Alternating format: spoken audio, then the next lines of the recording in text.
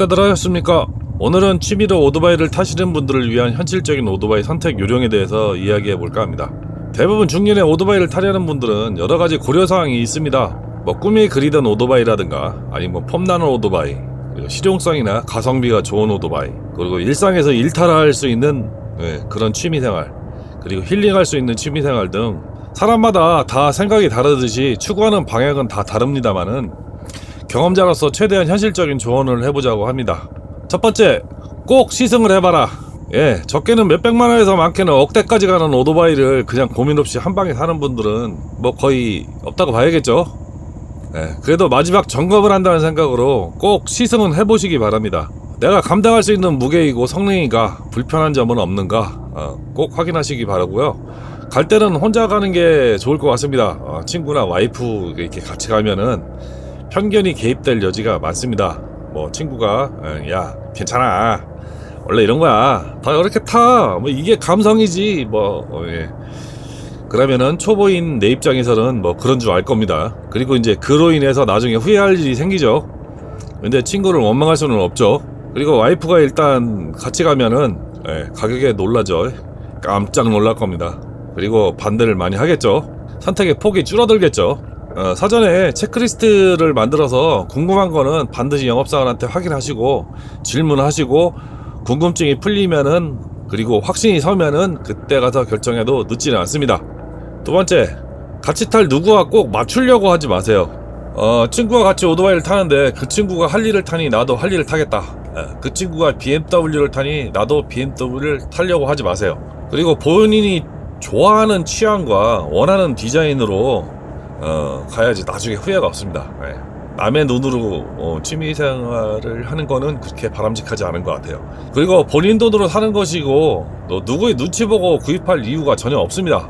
조언해준 친구가 지인이 돈 보태주는 건 아니잖아요. 내 돈 내고 내 돈 내산하는 건데 굳이 남의 눈치를 볼 필요가 있을까라는 생각이 좀 듭니다.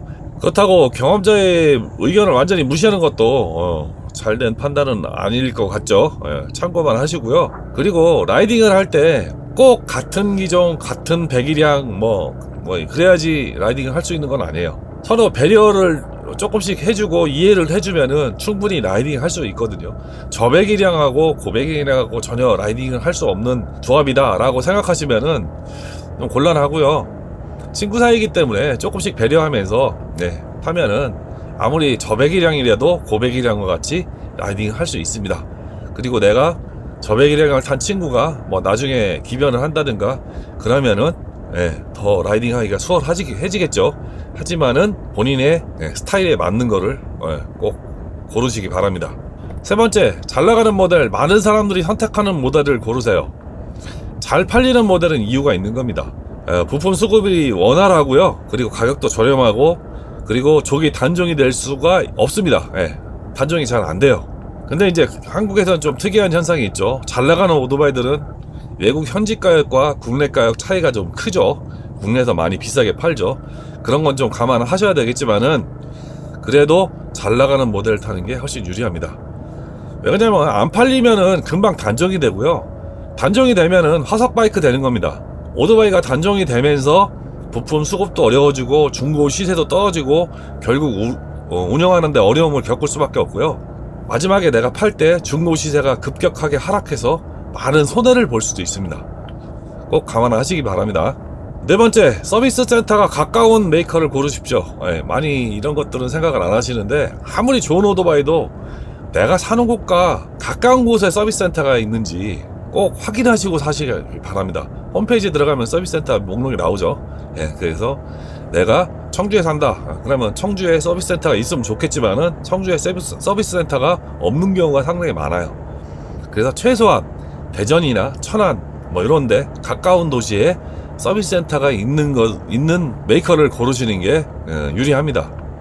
이게 별거 아닌 것 같아도요. 이거 고장나면은 운행이 안 되잖아요. 그러면은 차에 실어서 센터에 보내는 경우가 있어요. 이런 경우는 그 차에 실어서 보내는 비용도 만만치 않습니다. 한번 실으면 한 20만원씩 해요. 그리고 보통 구매하면은 무료 오일 교환권이라든가 아니면 이런 쿠폰을 많이 줘요. 근데 이 쿠폰을 쓰려고 그러면은 내가 서비스 센터가 서울밖에 없다 그러면 청주에서 서울로 가서 서비스 센터에 가서 갈아야 돼요. 이거 굉장히 번거로운 일이거든요. 그리고 이제 뭐 사설 서비스 센터를 이야기를 하는데 뭐 BMW나 할리 같은 것들은 워낙 수입한 지 오래된 오토바이라서 그거 제품 품목도 몇 종류, 엔진 종류가 몇 종류 안 되잖아요. 그래서 사설에서도 충분히 수리를 할 수가 있어요. 그렇지만은 생소한 브랜드, 뭐 두카티나 에이프릴리아 뭐 이런 거 같은 경우에는 지방 사설에서도 수리 안 해줘요. 못해요. 왜? 아는 게 없잖아요. 그 사람들도 엔진 오일 가는 것도 힘들어요. 주변에 당연히 서비스 센터가 가까운 메이커를 고르시는 게 좋고, 그리고 만약에 사설에서 수리를 한다고 해도 부품 수급이 어렵겠죠. 왜 그러냐면은 원래 센터에다가 부품을 요청해서 내가 받으려고 그러면은 택배 받으려면 최소한 하루 이틀 걸리죠. 수리하고 멀려고 그러면은 일주일 훌떡 갑니다. 잘못하면은 몇 달씩 운행을 못 하는 경우도 있어요. 본인이 오토바이 DIY 하는 취미가 있다면은 뭐 도전해 보는 것도 나쁘지는 않습니다만은 그닥 장려할 사항은 아닌 것 같습니다. 다섯 번째, 화석 바이크는 절대 고르는 게 아닙니다. 화석 바이크의 기준은 수입사에서 단종시킨 바이크를 얘기합니다.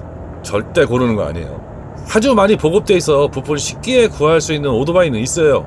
뭐 할리라든가 혼다 샤도우 뭐 이런 것들 워낙 많이 팔렸기 때문에 그런 것들은 부품 수급이 쉬워요. 그런데 일반 사람들이 그걸 일일이 확인하기가 되게 어려워요. 부품 수급이 되는 센터가 있고 부품 수급이 또 안 되는 센터도 있을 수가 있어요. 그리고 아주 중요한 부품, 고가의 부품들은 사실은 구하기가 매우 어렵습니다.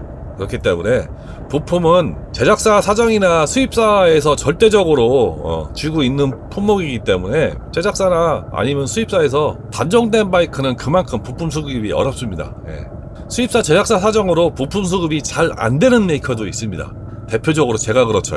스쿠터도 뭐 SYM이나 킴코, 이게 뭐 대만산 스쿠터가 있지만은 국내 수입사 사정으로 대만에서는 킴코라는 회사가 무지하게 더 큰데도 불구하고 국내 부품 수급은 잘 안 되고 비싸죠. 이런 바이크 또한 화석 바이크나 다름이 없어요. 그러니까 절대 화석 바이크는 고르는 게 아닙니다.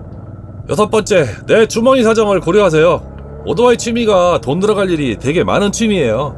뭐 타이어, 부품, 엔진 오일, 기타 액세서리 옵션 뭐 이런 것들이 돈이 엄청 들어가요. 자동차에 비해 그리고 마일리지 굉장히 짧습니다. 자동차 같은 경우에는 5,000km, 10,000km의 엔진 오일 갈지만은 오토바이는 대부분 3,000km, 4,000km, 5,000km에 갈아요. 타이어도 뭐 자동차는 한 3만, 4만 이렇게 타지만은 오토바이는 대부분 뭐 한 4,000km에서 10,000km 사이에서 타이어 마일리지가 그 정도밖에 안 갑니다. 이게 잘못 발들여 놓으면은 기둥불이 진짜 뽑힙니다. 뭐 수리하다가도 뽑힐 수도 있지만은 액세서리에도 뽑힐 수가 있어요.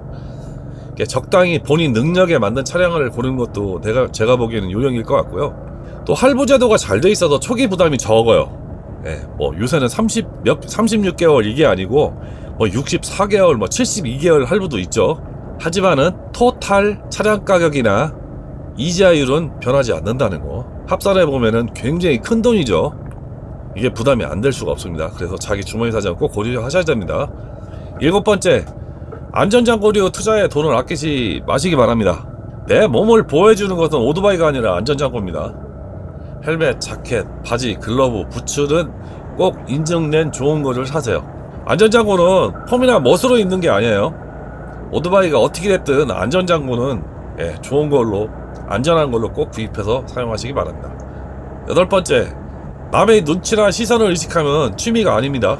누가 뭐라 해도 내가 즐거우면 되는 겁니다. 남의 눈을 의식해서 오토바이나 뭐 장비, 액세서리 절대 하지 마십시오. 나만 즐거우면 되는 거죠. 그게 진정한 취미 활동입니다. 그렇다고 남의 눈살을 찌푸리게 하는 짓을 하라는 것은 아닙니다. 상식선에서 즐기셔야지 나도 즐겁고 가족도 즐겁습니다. 오늘은 오토바이 구입을 결정할 때 고려할 사항에 대해서 말씀드렸습니다. 올바른 선택하시고 후회 없는 선택하셔서 즐거운 라이딩 하시기 바랍니다. 시청해주셔서 감사합니다. 시골생활TV였습니다.